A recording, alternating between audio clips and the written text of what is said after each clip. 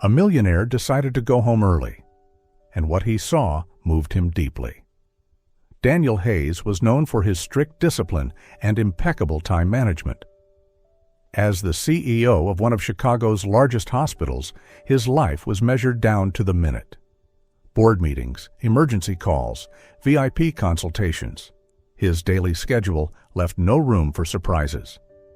Since his wife Anna's tragic death in a car accident 5 years ago, Daniel had never allowed himself to waste time on anything unnecessary.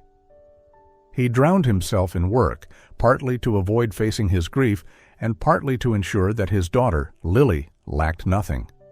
He provided the best of everything: the finest private school, elite nannies, top-tier doctors. Every morning, his chauffeur dropped Lily off at school. Every afternoon, Daniel reviewed the teacher's notes and texted the nanny detailed instructions about Lily's meals and activities. Everything ran smoothly, like clockwork. His life was a well-oiled machine, until that Thursday afternoon. An important board meeting was suddenly canceled. Daniel glanced at the sleek metal watch on his wrist. 3:30 p.m., more than 2 hours free before his next conference call, a rare gap in an otherwise airtight schedule.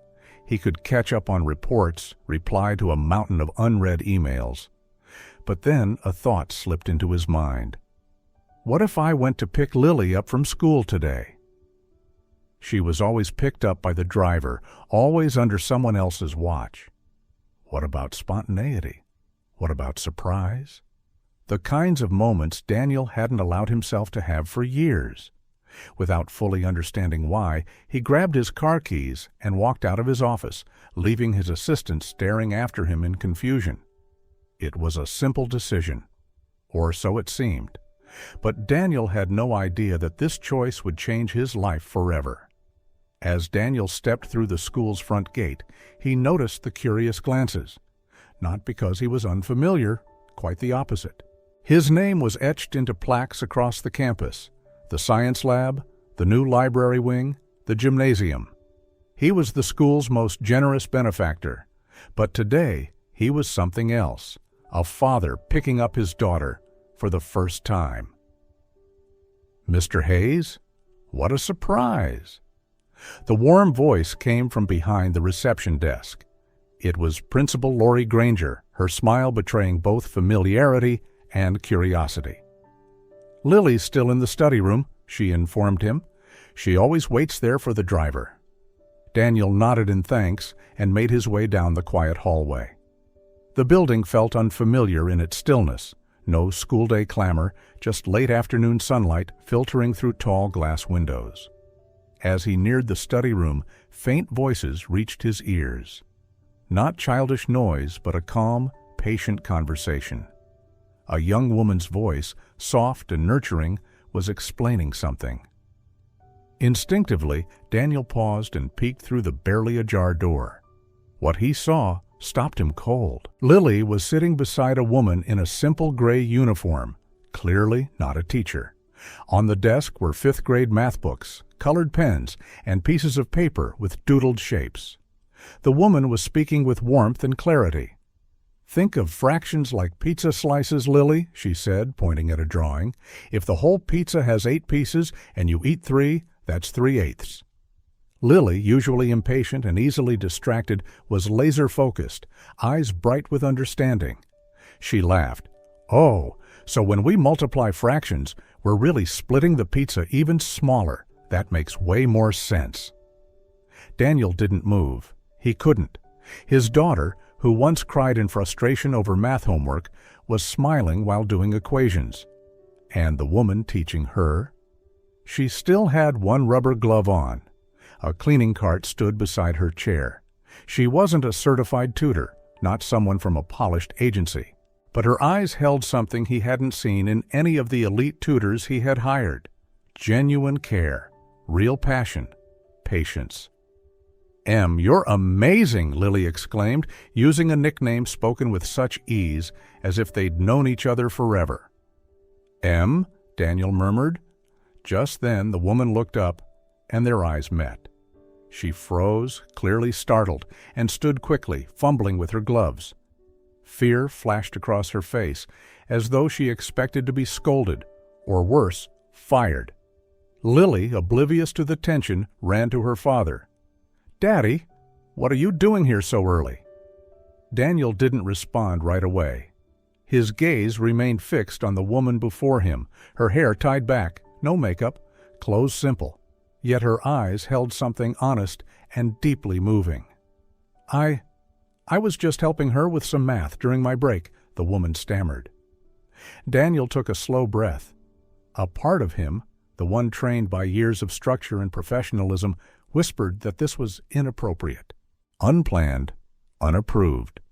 But another part, buried deeper, stirred awake. Maybe. This was the most right thing he'd seen in years. The air in the small classroom felt frozen. Lily happily gathered her books, oblivious to the tension between the two adults. Emily avoided Daniel's gaze, her face flushed with embarrassment. "I'm sorry, Mr. Hayes," she began, her voice low but steady. "I know this isn't part of my job. I just saw Lily struggling with her math homework and thought I could help a little. I didn't mean to overstep." Daniel remained silent, his expression softening. "What's your name?" "Emily Carter, sir. I work in the cleaning department. My shift ends at 7. He nodded slightly. "And you were teaching her math?"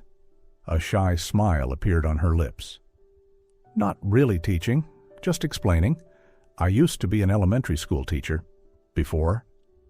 Her voice faltered, eyes drifting toward the window. "The school I worked for shut down during the pandemic. I lost my job and—" She paused, then sighed. "The bills didn't stop coming. My mother has a heart condition. She needs medication every month. I applied everywhere, but no schools were hiring new teachers back then. So I took the first job I could find. Here." Daniel looked at her, not as a hospital director assessing an employee, but as a man seeing another human being. There was no trace of self-pity in her eyes, only quiet dignity and a calm sorrow that spoke louder than words. "You have a teaching degree?" he asked, disbelief flickering in his tone. "Yes, elementary education.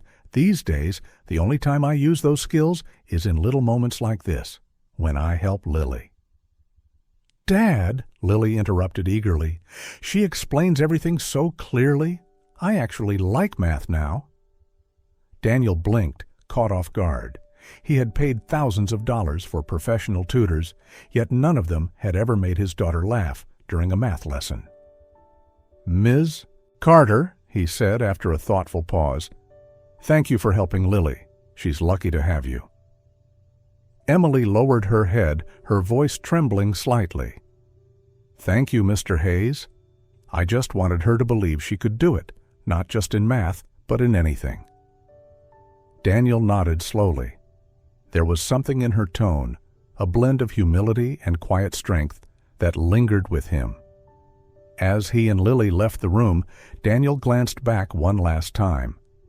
Emily was gently stacking papers, carefully folding each one into a worn leather bag. Her movements were slow, precise, and kind. And on her tired face there was a soft, genuine smile, one that Daniel found himself unable to forget. For the first time in years, he felt he had met someone truly remarkable. In the car on the way home, Daniel sat quietly beside Lily and listened as she chattered about the playful pizza examples Em had used to explain fractions. His daughter's small stories stirred a growing curiosity in him, not just about Emily's teaching methods, but about why someone with an education degree would be working as a cleaner. Back at the Hayes residence, Daniel didn't fall into the usual cascade of emails and hospital memos. He went into his study, opened his laptop, then closed it again. The empty armchair opposite his desk seemed to wait for a different kind of decision, one that had little to do with budgets or hospital strategy. Finally, he dialed the number he had gotten from the school office. His heart beat a little faster in an inexplicable mix of caution and clarity. When she answered, Emily's voice came through, plain, slightly trembling. "Hello, this is Emily." "Emily, this is Daniel Hayes," he said. "Could you stay at school for a bit tonight? I'd like to invite you to my home to talk, not about cleaning, about Lily." There was a pause before she asked, "You mean about tutoring her, sir?" "Yes." He offered a short, affirming breath. "I'd like to hire you as Lily's official tutor, 3 times a week after school. I'll pay you 3 times what you earn now, and if you want, the school can adjust your hours so you can keep your position here." On the other end of the line, Emily was stunned into near silence. "You don't have to do that, sir. I only help when I can." Her voice was small but threaded with emotion. "This isn't charity," Daniel said quickly, his voice firm. "It's because Lily needs someone like you, and because you deserve to be paid for the real value you bring. That's all." Emily hesitated, then asked a question that made him pause. "Aren't you worried what people will say? About a hospital director hiring a cleaning staff member to tutor his daughter?" Daniel inhaled slowly. "Of course I am. But my daughter needs someone who reaches her, not a glossy resume. I'm tired of lives lived by script. If something good is happening, I'll do what's right, regardless of what others think." Emily said she needed more time to think. Emily sat at the edge of her bed, her phone still in hand, staring blankly at the dimly lit kitchen. The apartment was small, just her and her mother, with peeling walls and a flickering ceiling light. On the table sat her mother's heart medication, the last few pills left in the bottle. She still couldn't quite believe what had just happened. Daniel Hayes, the most powerful parent at the school, had just offered her a tutoring position, with triple the pay, and, even more surprising, with genuine respect. "Mama," she called softly, stepping into the adjoining room. Mrs. Cecilia, her mother, was reclining in an old armchair, her legs wrapped in a knitted blanket. She looked up, her eyes tired, but full of warmth. "What is it, sweetheart?" Emily told her everything, the math lesson with Lily, the unexpected phone call, the generous offer that both scared and moved her. "I don't know if I should say yes. What if people think I'm trying to take advantage?" Her mother reached for her hand, thin, frail fingers still full of strength. "Did you help that little girl with your whole heart?" "Yes." "Then don't let the fear of what others think stop you from doing what's right. You've been given a chance to return to the work you love. Don't let the past keep you from the future, Emily." She was quiet for a long moment, then nodded, eyes glistening. "I'll say yes." The next morning, Emily arrived at school earlier than usual. Her heart was a mixture of excitement and nerves. The night before, after her mother's quiet wisdom, she had texted Mr. Hayes, "I accept." There were no fireworks, no instant transformation, just an ordinary woman walking through familiar hallways. But for the first time in years, she felt like she was walking toward a real future. From across the hallway, Lily waved brightly. "Miss M, Dad said you're really going to be my tutor. You said yes, didn't you?" Emily smiled, nodding gently. "Yes, I did." Unbeknownst to them, from a far corner of the corridor, Martha Dean, head of the cleaning staff, watched the scene with narrowed eyes. Her gaze hardened as she saw Emily talking to Lily. And even more so when she caught the child's cheerful words. "A tutor? That girl?" Martha muttered, a simmering irritation rising like an old wound ripped open. She didn't know all the details yet, but she knew one thing for certain. Emily Carter was stepping out of line. Martha Dean had worked at St. Clair Preparatory School for 14 years. She knew every corner of the building, every teacher's routine, and the smallest details about her janitorial staff. She didn't like unusual things. And Emily Carter, from her very first day, had always been unusual. She spoke too politely, walked too quietly. Teachers greeted her not with the usual nods or dismissive glances given to cleaning staff, but with respect. That, more than anything, rubbed Martha the wrong way. And now, Emily was chosen to be the private tutor for Mr. Hayes's daughter? Martha heard it through a casual chat in the break room. A young assistant teacher gushing, "Mr. Hayes offered Miss Emily a tutoring position for little Lily. So sweet, right? The kids adore her way of explaining things." Martha stood by the coffee machine, gripping a ceramic mug tight enough to crack it. Sweet? A janitor being hired to tutor a millionaire's daughter? She scoffed. Sweet, in her vocabulary, was code for social climber. From that day forward, Martha started watching more closely. She noted when Emily left the staff lounge, secretly took pictures of her talking with Lily in the hallway. Once, she even stood hidden behind a door and caught Daniel Hayes arriving in person, catching a look exchanged between the two. She saved the images on her phone. They weren't incriminating, but they were enough to plant seeds. And the rumors began. At first, it was soft whispering among a few staff. "She's getting a lot of attention lately." Then came the half-jokes. "Impressive, huh? Floor cleaner to favorite in the blink of an eye." Soon, those who never liked Emily started adding spice. "It's not just her teaching, trust me. Don't be surprised if she gets promoted faster than seasoned staff." Emily heard it. Of course she did. The way people looked at her shifted. Morning greetings came slower, colder. Once the kind soul of the janitor team, she now carried the label of opportunist in others' eyes. And the part that hurt the most was when Lily asked her, "Miss M, why don't the other teachers smile at you anymore?" Emily only smiled and brushed Lily's hair gently. "Maybe they're just tired, sweetheart." But inside, she felt the storm building, and she knew exactly who was darkening the skies. In the days that followed, the atmosphere at St. Clair turned strangely heavy. Emily kept smiling, kept working, kept meeting Lily after school. But she could feel it. Every stare, every whisper, slicing into her pride like 1,000 invisible cuts. Martha, meanwhile, grew quieter, yet her eyes gleamed each time Emily passed by, like someone who had planted a seed and was waiting for the poison to bloom. And then, just as she'd hoped, the real storm arrived. This time, it wasn't just gossip. It was a scandal. 3 days after the whispers began, what Emily feared most finally happened.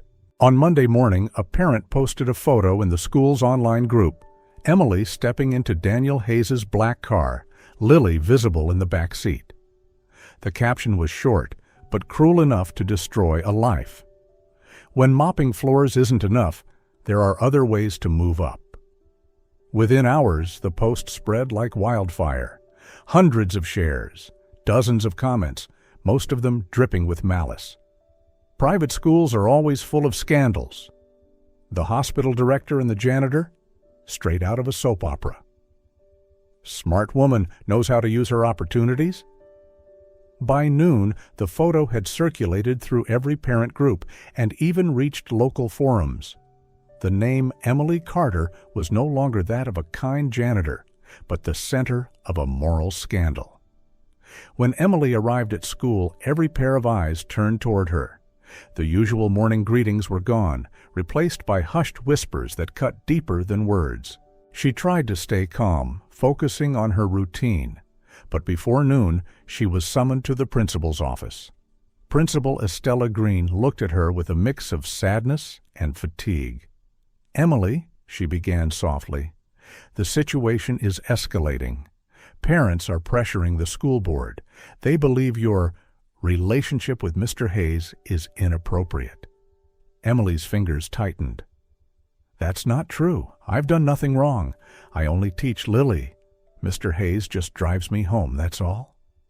"I believe you," Estella sighed, "but I must suspend you from both your cleaning duties and your tutoring position until this matter is resolved. The decision comes from the board. Emily stood still, her breath caught in her throat. Everything she had built, her trust, her job, her chance to teach again, crumbled in an instant. "How long?" she asked quietly. "I don't know," Estella said. "A few weeks, maybe longer." That evening, a knock echoed through Emily's hallway. She opened the door, and there he was, not the CEO, not the polished public figure, just a man, shaken, furious, and helpless in the face of injustice. "Emily, I've seen it," he said, voice taut with fury. "I'm going to speak out. To the press, to the parents, to the board, they'll hear the truth." Emily shook her head, her eyes red and tired. "No, Daniel, that will only make it worse. If you defend me publicly, they'll say I'm using you. I can't stand by while they destroy your name." "Please," she whispered, her voice trembling.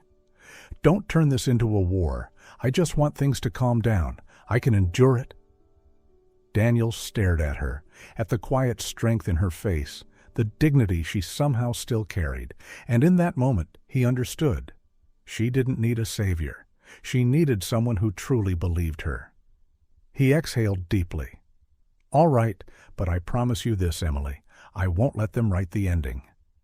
She smiled faintly, though her heart ached. "Thank you, Daniel. Your faith is enough." That night, as Daniel left, Emily sat by the window, watching the city lights blur through her tears. Somewhere out there, her reputation was being torn apart by lies. But deep inside, she still held on to one fragile truth. That truth itself always finds its way home. As the apartment door clicked shut behind him, Daniel stood in the quiet hallway for a long moment. His conversation with Emily had left him shaken, not just by the injustice she faced, but by her courage in choosing silence to protect him. She didn't ask him to speak out. She didn't want this to become a battle, but that didn't mean Daniel would stand by and do nothing. Driving home, he didn't turn on the radio. He simply thought about every word, every glance, every possibility. Who took the photo? Who spread it? Who had something to gain from tearing Emily down? He was the director of a major hospital, a man trained to search for truth, to make decisions based on facts, not emotions. And for the first time in a long time, Daniel knew. It was time to investigate, not for reputation, but for justice. 3 days after Emily was suspended, in the cold, fluorescent-lit basement of St. Clair's administrative building, Chloe, the quiet in-house IT technician, sat alone before a bank of monitors, working through her usual system checks. It was an ordinary afternoon until she noticed something strange in the access logs. A login from the janitorial department had connected to a personal USB device during office hours, not uncommon. But one of the folders on that drive had synced temporarily with the school's network, revealing several image files pulled from a mobile phone. Among them was a photo she instantly recognized. Emily sitting in Mr. Hayes's car, Lily clearly visible in the back seat. Chloe enlarged the image, checked the metadata, and scanned the access timestamps again. The account name blinked back at her from the screen. M. Dean, Martha Dean. Chloe froze. She didn't consider herself close to anyone at the school. She owed no one anything. But as she stared at that image, she remembered Emily, the woman she had seen wiping desks in the tech room, always polite, always smiling, always bowing slightly when she passed. Something inside Chloe sank. A person like that didn't deserve to be torn apart by malicious rumors. That evening, Chloe arrived unannounced at Daniel Hayes's office at the hospital, clutching her laptop tightly. Daniel was surprised to see her, a young woman with determined eyes and a clear urgency in her posture. "I'm sorry for coming without notice," she began softly. "I'm the IT technician at St. Clair, and I think you need to see this." Daniel invited her in. She opened her laptop, typed quickly, and showed him everything. The login logs, timestamps, untouched photo files, and even a short hallway video clip of Martha lifting her phone to take a picture in secret. There was no more doubt. The person behind it all was Martha. When Chloe finished, Daniel didn't speak right away. He sat upright, eyes darkening, hands tightening into fists. It wasn't about him. It was about Emily, someone innocent who had carried the weight of falsehoods in silence. "Can you print all of this?" he asked. "I already have," Chloe nodded, "and if necessary, I'm willing to testify." That same night, Emily was called in. She sat in stunned silence as Chloe recounted everything. After a long pause, Emily turned to her and asked gently, "Are you sure you want to step forward? You might face consequences." "I'm not afraid," Chloe replied, her voice calm but firm. "Because if I stay silent now, someday another Emily might suffer the same way." Daniel stood, walking to the window, looking out into the fading city sky. Then he turned back, eyes steady, voice unwavering. "It's time to bring this to light." The following morning, during an emergency meeting with the school board and parent representatives, Daniel placed the printed files onto the table. He didn't raise his voice. He didn't accuse anyone. But each word he spoke carried weight. Emily Carter was suspended based on a photo and unverified gossip. Today, we're bringing you what should have been asked for from the start: the truth. Chloe presented the technical findings, brief, clear, undeniable. The room fell silent. No one spoke for several moments. Some who had once turned their backs now lowered their eyes. A few board members exchanged uneasy glances. At last, Principal Estella Green spoke, her voice low and deliberate. "We need time to review everything thoroughly, but it's clear we failed to see what truly mattered." Emily said nothing. She simply nodded once. But in her eyes there was no longer fear or shame, only the calm strength of someone who had walked through a storm and was now ready to reclaim her name. The air in the meeting room felt frozen after Chloe finished her presentation. The evidence was undeniable. Martha sat quietly in the corner, her face pale, hands clenched tightly in her lap. All eyes turned toward Emily, the one who, by all rights, should have been angry, who had every reason to demand the harshest form of justice. But when she stood, her gaze was unexpectedly calm. There was no fire in her eyes, no bitterness in her voice. She looked at the board, then turned to Martha. Her voice was soft but steady, cutting through the silence of the room. "I don't want anyone to be destroyed because of one mistake. I only want to reclaim my dignity and continue to live with integrity." She paused, inhaling deeply as though weighing every word. "If Ms. Martha can find the strength to stand up and say the truth, not for me, but for Lily, for the students, and for the woman she still has the chance to become, then I will forgive her." A stunned silence spread across the room. Even Daniel turned to look at Emily, visibly moved.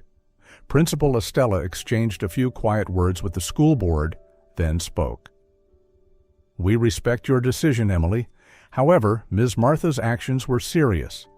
The school will suspend her for 3 months and reassign her to a position with no direct contact with staff or students. If she agrees to make a public apology, her case will not be escalated to the disciplinary council." Martha lowered her head.